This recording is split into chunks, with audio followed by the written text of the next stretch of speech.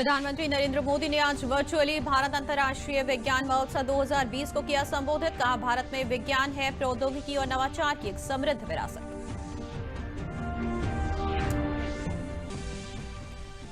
प्रधानमंत्री नरेंद्र मोदी आज video conferencing के जरिए अलीगढ़ मुस्लिम यूनिवर्सिटी के शताब्दी समारोह में हुए शामिल। कहा, अलीगढ़ मुस्लिम यूनिवर्सिटी में एक भारत श्रेष्ठ भारत की देखने को मिलती है झलक।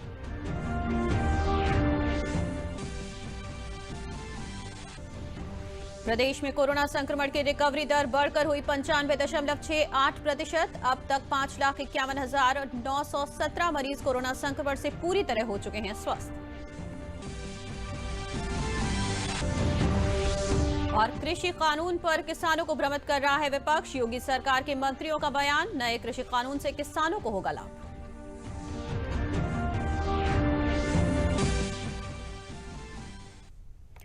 नमस्कार, मैं हूं मोनिका चौहान और अब समाचार विस्तार से। प्रधानमंत्री नरेंद्र मोदी ने आज वर्चुअली भारत अंतर्राष्ट्रीय विज्ञान महोत्सव 2020 को संबोधित किया। उन्होंने कहा कि भारत में विज्ञान, प्रौद्योगिकी और नवाचार की एक समृद्ध विरासत है। हमारा टेक उद्योग वैश्विक समस्याओं को हल करने में सबसे आगे है, लेकिन भारत और अधिक करना चाहता है। आज के इस फेस्टिवल में हम साइंस को सेलिब्रेट कर रहे हैं। हम उस ह्यूमन स्पिरिट को भी सेलिब्रेट कर रहे हैं जो हमें लगातार इनोवेट करने के लिए प्रोत्साहित करती है। Friends, India has a rich legacy in science, technology and innovation. Our scientist have done path breaking research. Our tech industry is at the forefront of solving global problems. But India wants to do more. We look at the past with pride, but want an even better future. नई राष्ट्रीय शिक्षा नीति के बारे में बात करते हुए प्रधानमंत्री ने कहा कि पहले पाठ्य पुस्तकों पर ही ज्यादा ध्यान दिया जाता था, लेकिन अब शोध और नवोन्मेष पर जोर दिया जाता है। आज भारत के एजुकेशन सिस्टम में स्ट्रक्चरल रिफॉर्म्स किए जा रहे हैं ताकि किताबी ज्ञान से आगे निकलकर स्पिरिट ऑफ इंक्वायरी को बढ़ावा मिले। 3 दशक के लंबे समय के बाद देश को नेशनल एजुकेशन पॉलिसी मिल चुकी है। इस पॉलिसी के एजुकेशन सेक्टर को फोकस ही बदल गया है। पहले आउटलेस पर फोकस था, अब आउटकम्स पर है।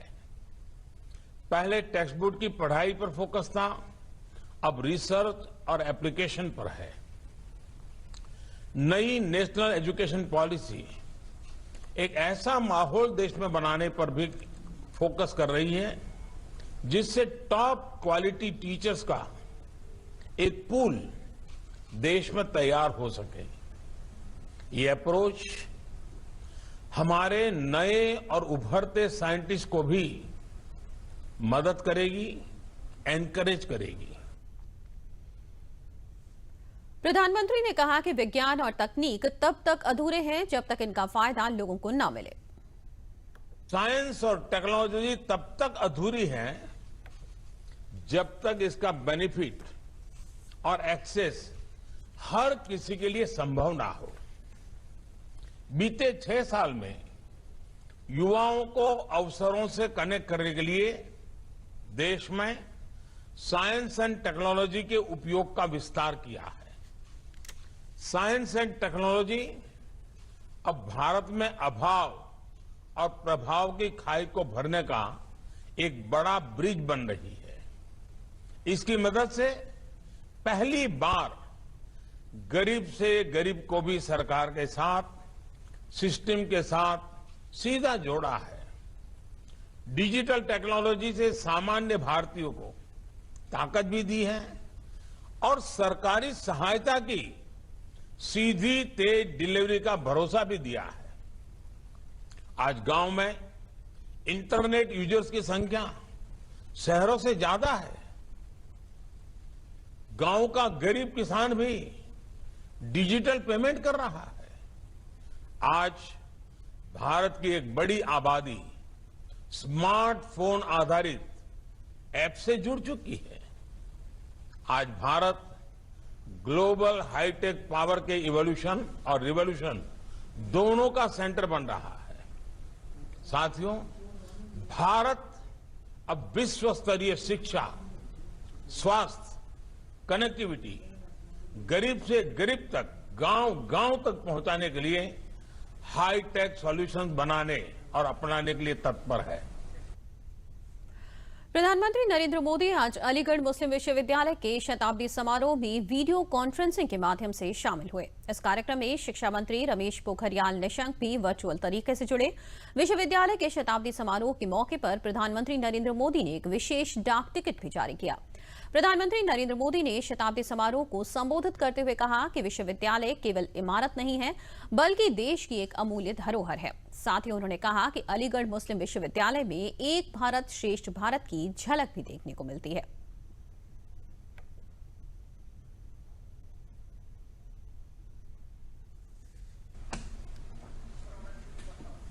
यहां की लाइब्रेरी में कुरान की मैन्युस्क्रिप्ट है, तो गीता रामायण के अनुवाद भी उतने ही सहज कर रखे गए हैं।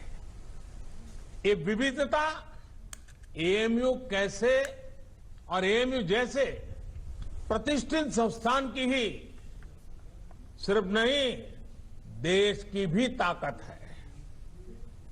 हमें इस शक्ति को न भूलना है, न ही इसे कमजोर पड़ने देना है। एएमयू के कैंपस में एक भारत श्रेष्ठ भारत की भावना दिनों दिन मजबूत होती रहे, हमें मिलकर इसके लिए काम करना है। प्रधानमंत्री नरेंद्र मोदी ने कहा कि बीते 100 सालों में अलीगढ़ मुस्लिम विश्वविद्यालय ने दुनिया के कई देशों से भारत के संबंध को मजबूत करने का भी काम किया है। 100 वर्षों में एएमयू ने दुनिया के कई देशों से भारत के संबंधों को सशक्त करने का भी काम किया है। उर्दू, अरबी और फारसी भाषा पर यहां जो रिसर्च होती है, इस्लामिक साहित्य पर जो रिसर्च होती है, वो समूचे इस्लामिक वर्ल्ड के साथ भारत के सांस्कृतिक रिश्तों को नई ऊर्जा देती है।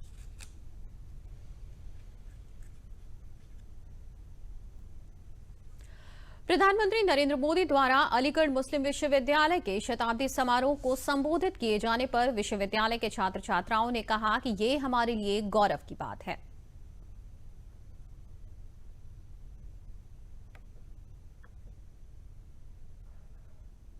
आज जो ये हमारे सेंटेनरी सेलिब्रेशंस का प्रोग्राम हुआ, इसके लिए मैं पूरी यूनिवर्सिटी को, पूरी लीग फ्रेटर्निटी को बहुत बहुत मुबारकबाद देती हूँ। और वज़ीर आज़म साहब का जो खिताब था वो बहुत ही काबिल तारीफ़ था और बहुत इंस्पायरिंग था। और इसके साथ ही हम उम्मीद करते हैं कि अलीगढ़ मुस्लिम यूनिवर्सिटी आगे भी इसी तरह ख़वातीन की तालीम के लिए लगातार काम करती रहेगी। एज अ प्राइम मिनिस्टर उन्होंने एड्रेस किया और मुझे पता चला है कि 100 करोड़ उन्होंने दिया है, तो ये एक अच्छा अचीवमेंट है और मुझे लगता है कि प्रोग्रेसिव डेवलपमेंट की तरफ एएमयू फोकस कर रहा है और उसको सपोर्ट करना चाहिए। पूर्व प्रधानमंत्री अटल बिहारी वाजपेयी की 97वीं जयंती पर अटल जयंती समारोह मनाया जाएगा। राजधानी लखनऊ में विभिन्न स्थानों पर 23 से 25 दिसंबर तक सांस्कृतिक कार्यक्रमों का आयोजन होगा। लोक भवन परिसर में स्थापित अटल जी की प्रतिमा पर पुष्पांजलि सहित अनेक कार्यक्रम किए जाएंगे। किंग जॉर्ज चिकित्सा विश्वविद्यालय लखनऊ आज 114वां और 115वां स्थापना दिवस मना रहा है। स्थापना दिवस के समारोह पर विभिन्न प्रोफेशनल परीक्षाओं में सर्वोच्च अंक पाने वाले मेधावियों को पुरस्कृत किया गया। रक्षा मंत्री राजनाथ सिंह ने समारोह में वीडियो कॉन्फ्रेंसिंग के माध्यम से शिरकत की। आज के समारोह में 132 मेधावियों को मेडल और अवार्ड से सम्मानित किया गया। वहीं सोमवार को हुए विश्वविद्यालय के दीक्षांत समारोह में एमबीबीएस और बीडीएस में टॉप करने वाले छात्र छात्राओं को मेडल प्रदान किए गए। समाचार में भी और भी हैं, लेकिन पहले लेते हैं एक विराम।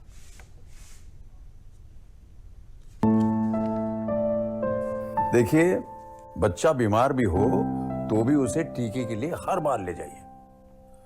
अगर किसी वजह से दूसरी जगह भी जाना पड़े तो भी इसका ये जो कार्ड है, इस कार्ड को साथ ले जाए और टीके जरूर लगवाएं।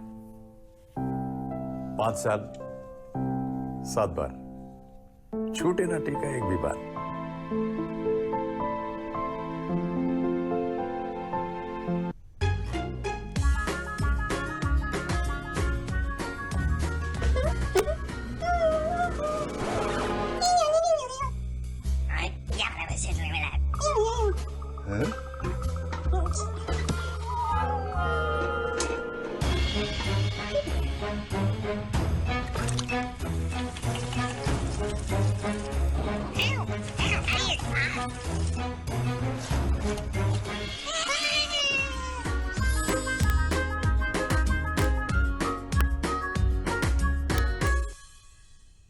आज माँ को टेलीग्राम भेज दोगे ना?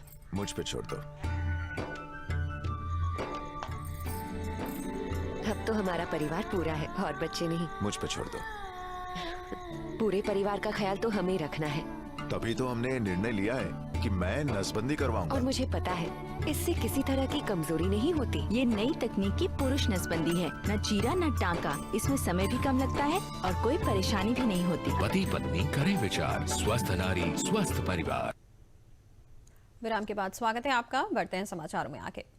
अपर मुख्य सचिव स्वास्थ्य अमित मोहन प्रसाद ने प्रेस वार्ता में बताया कि प्रदेश में पिछले 24 घंटों में कोरोना संक्रमण के 1277 नए मामले सामने आए हैं और पिछले 24 घंटों में ही 1330 कोरोना संक्रमित मरीज उपचार के बाद पूरी तरह से ठीक होकर डिस्चार्ज किए गए हैं।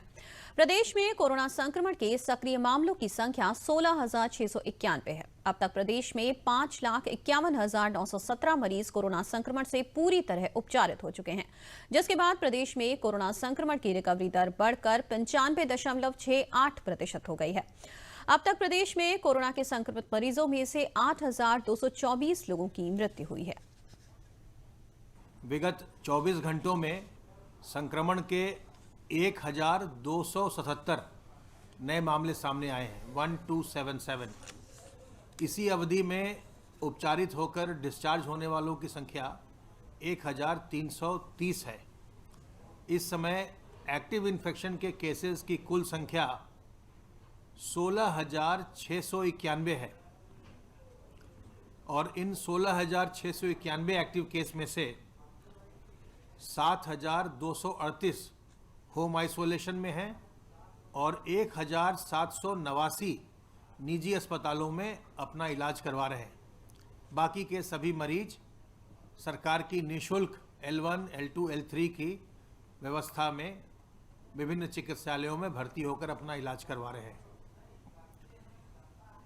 संक्रमित होने के पश्चात जो आज तक उपचारित होकर डिस्चार्ज हुए हैं, उनकी संख्या अब बढ़कर के 5,51,917 हो गई है और रिकवरी का प्रतिशत बढ़कर के अब 95.68% हो गया है, 95.68%। अब तक संक्रमित लोगों में से 8,224 लोगों की मृत्यु हुई है और केस फैटेलिटी रेट प्रदेश का 1.426% चल रहा है।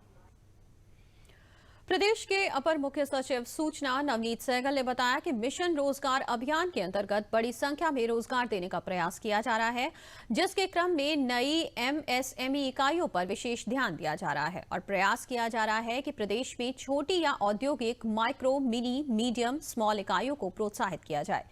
इसी क्रम में लगभग 6,79,000 नई MSME इकाइयों को बैंकों द्वारा 20,764 करोड़ रुपए के ऋण वितरित किए गए हैं।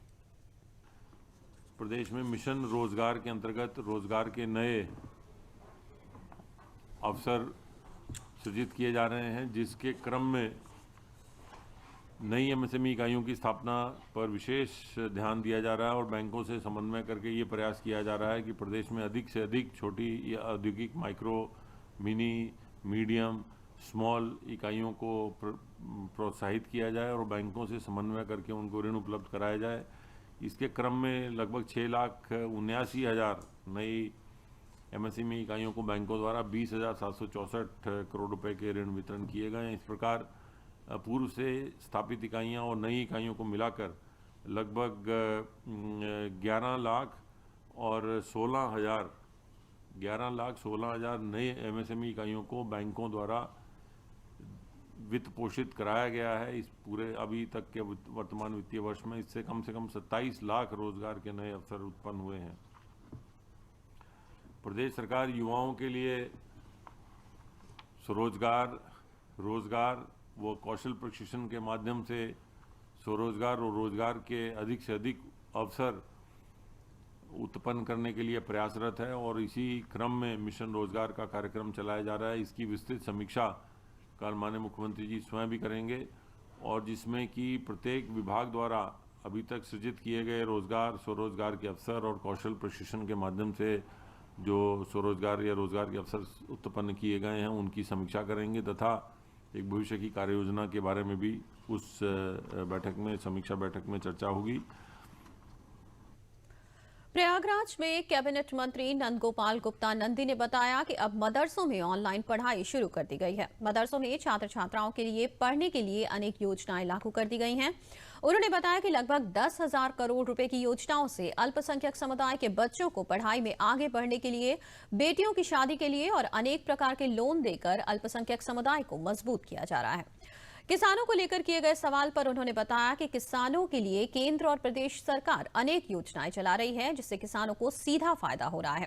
प्रदेश में कहीं भी किसानों को किसी प्रकार की कोई परेशानी नहीं है और जो किसान धरने पर बैठे हैं वो किसी न किसी के बहकावे में आने के बाद बैठे हैं। उन्होंने प्रयागराज में होने वाले माघ मेले को सकुशल करने के लिए सभी तैयारियां पूरी तरीके से पूरी करने का आश्वासन दिया और मेला सकुशल संपन्न होने की बात कही।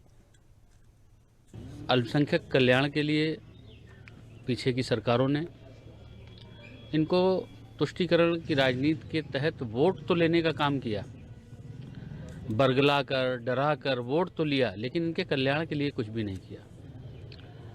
जब से हमारी सरकार बनी है 2017 में माननीय मुख्यमंत्री जी के नेतृत्व में हमें मौका मिला काम करने का और अल्पसंख्यक कल्याण के लिए मैं अगर पूरी स्कीम मिला लूँ तो लगभग 10,000 करोड़ से ज़्यादा रुपए खर्च हुए हैं। बच्चे मदरसे में आधुनिक शिक्षा भी पाएँ, धार्मिक शिक्षा के साथ साथ वो आधुनिक शिक्षा पाएँ और एक हाथ में कुरान हो तो दूसरे हाथ में लैपटॉप हो। सबका साथ, सबका विकास और सबका विश्वास सिर्फ नहीं ये नारा, ये है उद्देश्य हमारा, ये धरातल पर दिखाई दे रहा है। प्रदेश के पंचायती राज मंत्री भूपेंद्र सिंह चौधरी ने आज कन्नौज में दिव्यांग जन सशक्तिकरण विभाग की ओर से आयोजित कृत्रिम अंग सहायक उपकरण वितरण कार्यक्रम में दिव्यांगजनों को 70 try cycle, 6 wheel chair, 60 Baisakhi, 30 कान की मशीन वितरित की। इस मौके पर मीडिया से बात करते हुए उन्होंने कहा कि सरकार दिव्यांगजनों को समाज की मुख्य धारा से जोड़ने के लिए लगातार दिव्यांगों की मदद कर रही है। किसान आंदोलन पर बोलते हुए पंचायती राज मंत्री भूपेंद्र सिंह चौधरी ने कहा कि विपक्ष द्वारा भाजपा की चुनी हुई सरकार को काम करने से रोका जा रहा है। राजनीतिक व्यवस्था में सफल न होने से कुंठित लोग अब किसानों को गुमराह करने में लगे हैं। तीनों किसान बिल किसान के हित में हैं। प्रधानमंत्री मोदी का सपना था कि 2022 में किसानों की आय दोगुनी हो। इसके लिए जो बाधाएं आ रही हैं उनको दूर करने के लिए यह कदम था। किसान आंदोलन के पीछे विपक्ष अपनी राजनीति चमका रहा है। पंचायत चुनाव के विषय में पूछे गए सवाल पर उन्होंने कहा कि चुनाव की प्राथमिक प्रक्रिया चल रही है, मार्च के अंत के चुनाव कराने की तैयारी है। सरकार सभी दिव्यांगजनों के जीवन को बेहतर बनाने के लिए, उन्हें समाज की मुख्य धारा से जोड़ने के लिए संकल्पित है। माननीय प्रधानमंत्री जी का और देश के प्रधान मुख्यमंत्री जी का सबका संकल्प है कि समाज में सबका योगदान देश के प्रति हो, देश के विकास में सब लोग योगदान दें। विकलांग बंधु हमारे भाई बहन भी, उनका देश के विकास में, प्रदेश के विकास में योगदान सुनिश्चित हो। इस प्रकार उनके जीवन को सुलभ और सरल बनाने के लिए आज ये उपकरण वितरित किए गए। लोग राजनीतिक लोग हैं। राजनीतिक व्यवस्था में जिस प्रकार से भारतीय जनता पार्टी को लोगों ने चुना है, एक चुनी हुई सरकार को ये कहीं ना कहीं काम करने के लिए रोका जा रहा है। और जो कुंठित लोग हैं, जो राजनीतिक व्यवस्था में सफल नहीं हो पाए, वो इस तरह की अराजकता करके किसानों को गुमराह करके इस प्रकार के आंदोलन करा रहे हैं। अल्पसंख्यक कल्याण राज्य मंत्री और प्रभारी मंत्री मोहसिन रजा ने अमेठी में 25 दिसंबर को पूर्व प्रधानमंत्री स्वर्गीय अटल बिहारी वाजपेयी की जन्मतिथि पर होने वाले कार्यक्रमों की तैयारी की समीक्षा की। इस दौरान उन्होंने कहा कि मोदी सरकार ने जो पिछले 6 सालों में काम किया है वो ऐतिहासिक है। उन्होंने कहा कि हमारा देश कृषि प्रधान देश है, इसलिए प्रधानमंत्री ने किसानों की आय दोगुनी करने और किसानों के उत्थान और कल्याण के लिए काम किया है।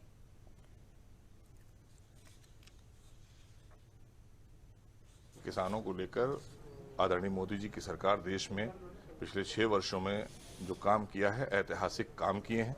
किसानों की आय दोगुनी करने के लिए, किसानों के उत्थान के लिए, उनके कल्याण के लिए, क्योंकि हमारा कृषि प्रधान देश है, इसलिए देश के यशस्वी प्रधानमंत्री ने 6 वर्षों में जो काम किया है, 60 वर्षों में इतना काम नहीं हुआ है देश में, और आगे भी जो योजनाएं हैं वो सब किसान हित की। और समाचारों में आगे बढ़ने से पहले लेते हैं एक छोटा सा ब्रेक। ये विशाल है ना, इसका सब प्रॉपर चलता है। कल उसके बैंक अकाउंट में 15,000 रुपए का फ्रॉड हुआ है, पता है? इसको तो कोई टेंशन ही नहीं होती है, देखना। टेंशन क्यों? मेरी कोई गलती नहीं थी। फिर भी फ्रॉड होने पर मैंने तुरंत बैंक को इन्फॉर्म कर दिया। आरबीआई कहता है अगर आपके अकाउंट से किसी ने धोखे से पैसे निकाले हैं तो बैंक को जल्द से जल्द इन्फॉर्म कीजिए। 3 दिन के अंदर इन्फॉर्म किया तो कोई नुकसान नहीं होगा, जितना लेट करोगे उतना ज्यादा नुकसान। और सुन, सब चलता नहीं है, प्रॉपर चलाना पड़ता है। आरबीआई कहता है जानकार बनिए, सतर्क रहिए। विराम के बाद स्वागत है आपका। बढ़ते हैं समाचारों में आगे। उत्तर प्रदेश सरकार की महत्वाकांक्षी योजना एक जनपद एक उत्पाद से झांसी जनपद में सॉफ्ट टॉयज निर्माण से महिलाओं की आर्थिक स्थिति में सुधार तो हो ही रहा है और अन्य प्रदेशों से भी इनकी मांग बढ़ने लगी है। आत्मनिर्भर बनने के लिए ये योजना कारगर साबित हो रही है। झांसी में प्रदेश सरकार विशिष्ट कलाओं और उत्पादों को प्रोत्साहित कर रही है और ओडीओपी के जरिए इस उद्योग को बड़ा बाजार मिल चुका है, जिससे इस काम से जुड़े लोगों को खासी आय अर्जित हो रही है। इस काम से जुड़ी महिलाओं ने बताया कि वो अपने पारिवारिक कार्य के साथ ही बचे हुए समय में सॉफ्ट टॉयज बनाने का काम करती हैं और अपने परिवार के लिए आय जुटा रही हैं।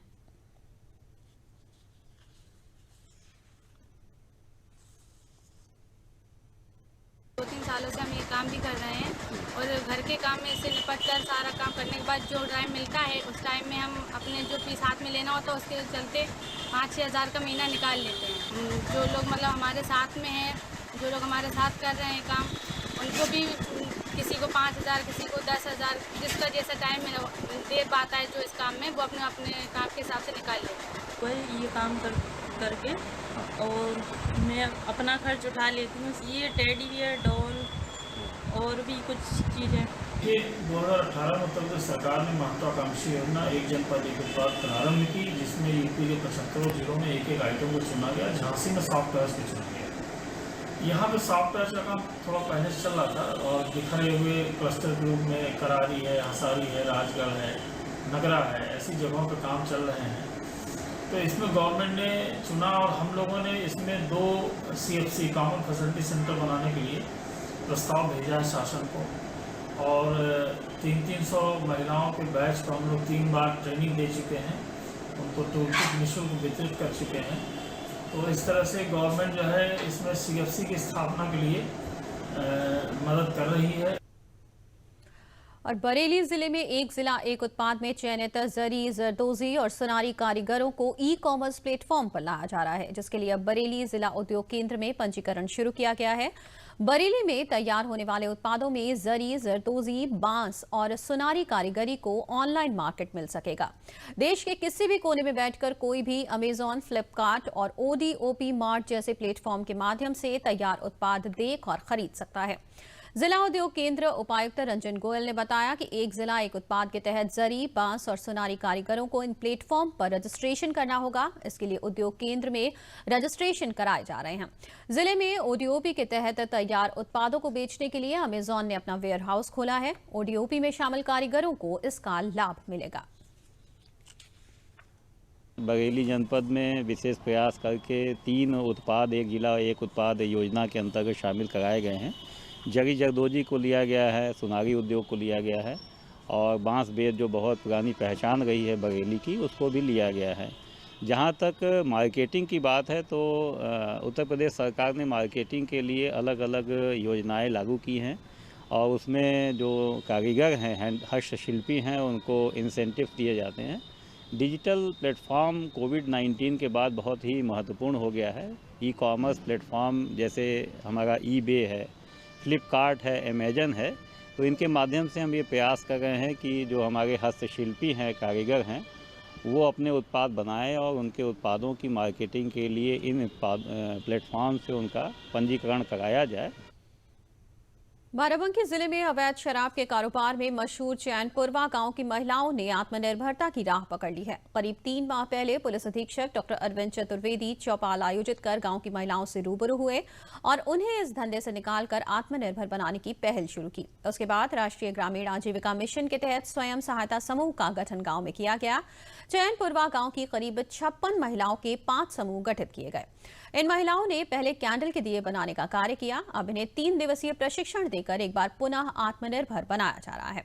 गांव की करीब 30 महिलाएं मिठाई के डिब्बे, महिलाओं के माथे की शोभा बढ़ाने वाली बिंदिया का प्रशिक्षण प्राप्त कर स्वावलंबन की राह अपना रही हैं। प्रशिक्षण के बाद ये महिलाएं अपने गांव में ही मिठाई के डिब्बे और माथे की बिंदी बनाकर सीधे रोजगार से जुड़ रही हैं। चैनपुरवा गांव की महिलाएं हैं। चैनपुरवा एक ऐसा गांव था जो अवैध शराब के लिए जाना जाता था। बाराबंकी पुलिस अधीक्षक डॉक्टर अरविंद चतुर्वेदी की पहल पर इस गांव में बदलाव लाने का प्रयास शुरू किया गया। जिला प्रशासन और पुलिस प्रशासन ने मिलकर ये पहल शुरू की। इन महिलाओं को हम प्रशिक्षण देकर इनको आत्मनिर्भर बनाने के लिए कोशिश कर रहे हैं, जिसके क्रम में इनको मिठाई के डिब्बे, डेकोरेटिव बिंदी और कई अन्य चीज़ें बनाने का प्रशिक्षण दिया जा रहा है। यहाँ पर हमने इनको जो बुलाया है, इसमें ये मिठाई के डिब्बे बनाना सीख रही हैं, डेकोरेटिव बिंदी बनाना सीख रही हैं। इससे इस सीखने के बाद ये अपने आप अपने पैरों पे खड़ी हो सकेंगी, आत्मनिर्भर हो सकेंगी। यहाँ पे चैनपुरवा गांव की जो महिलाएं हैं वो इससे पहले काफ़ी गलत काम में लगी हुई थी, जैसे कि शराब बनाने में, जिससे हमारा जो पूरा का पूरा जिला जो था वो शराब पी के काफ़ी मर रहा था। तो हमारे एसपी सर और परियोजना अधिकारी के निर्देशानुसार यहाँ पर जो महिलाएं हैं वो मिठाई के डब्बे बनाने का काम और रिबन बनाने का, बिंदी बनाने का, इन सब कामों में लग गई हैं। 3 दिन का ये प्रशिक्षण कार्यशाला यहाँ लगी। उस काम में काफ़ी ज़्यादा बहुत अच्छे से सीख भी रही हैं और अपने काम को आगे बढ़ाने के लिए खुद भी प्रेरित हो रही हैं और अपने घर वालों को भी प्रेरित करने के लिए सोच रही हैं। यहाँ टिकली बनाने के लिए और डिब्बा बनाने के लिए हम सब गांव भर पूरे सभी काम में लगे हैं। मैं यहाँ पर जो है मिठाई के डिब्बे बनाने का प्रशिक्षण ले रही हूँ और बिंदियाँ बनाने का और काफ़ी चीज़ें हैं जो हमको यहाँ से सीखने को मिलेंगी। हम अब लोग को अपने ऊपर निर्भर रहने के लिए सरकार ने बहुत ही अच्छा कदम उठाया है। और अब अंत में प्रमुख समाचार एक बार फिर।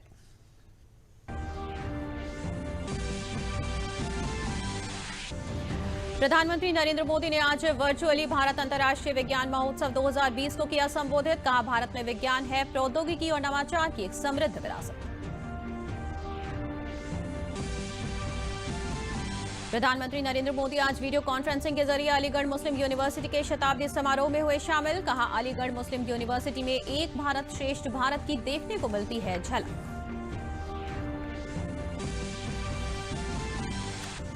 प्रदेश में कोरोना संक्रमण की रिकवरी दर बढ़कर हुई 95.68%। अब तक 5,51,917 मरीज कोरोना संक्रमण से पूरी तरह हो चुके हैं स्वस्थ।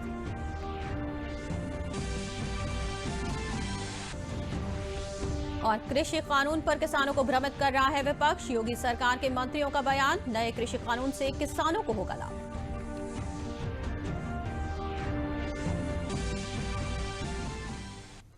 इसी के साथ समाचार समाप्त हुए। नमस्कार।